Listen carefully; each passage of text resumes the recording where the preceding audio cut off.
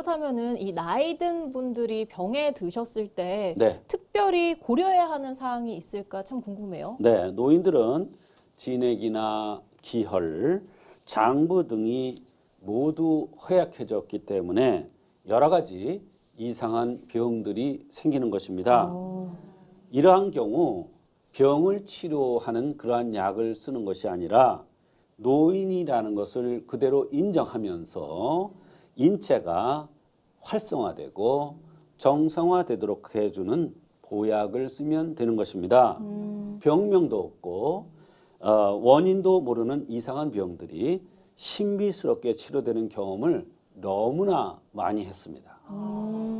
어떤 경우가 있었는지 상당히 궁금해지는데요. 네, 한 번은 썩는 듯한 냉이 심하다고 어르신이 내원했습니다. 아, 저런. 그런데 몸을 보호하는 보약을 썼더니 이런 현상이 없어진 것입니다.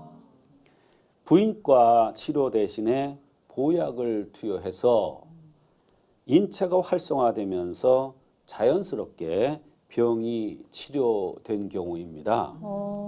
이 냉대야가 심하신 분이셨는데 보약을 투여해서 좋아졌다고 하니까 굉장히 신기한데요. 그렇습니다. 이분은 70대 후반의 할머니입니다. 자궁에서 썩는 듯한 냉대야가 심해서 고민이라고 했습니다.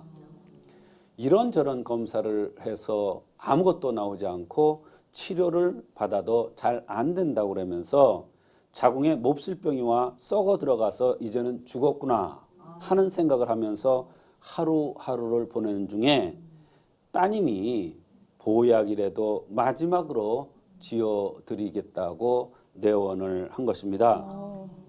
그래서 병 없이 건강하고 오래 살게 하는 약인 익수고를 제가 처방했습니다.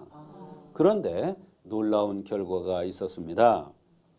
너무 심하게 냉이 흘러서 심할 경우에는 두터운 치마를 다 버릴 정도로 저런. 흠뻑 적셔서 창피해서 어딜 가지 못하고 어디 가서도 꼼짝 한 자리 일어나서 일어나지도 못하는 경우가 있었는데 이런 현상이 차츰차츰 줄어들더라는 것입니다.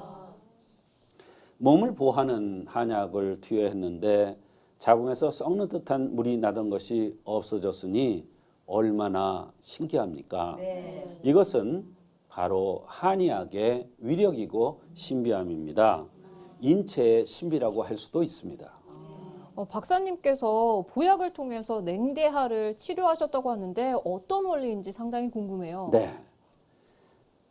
결혼하지 않은 사람들, 특히 어린애들, 이런 경우도 냉대하가 흐르는 경우가 있습니다.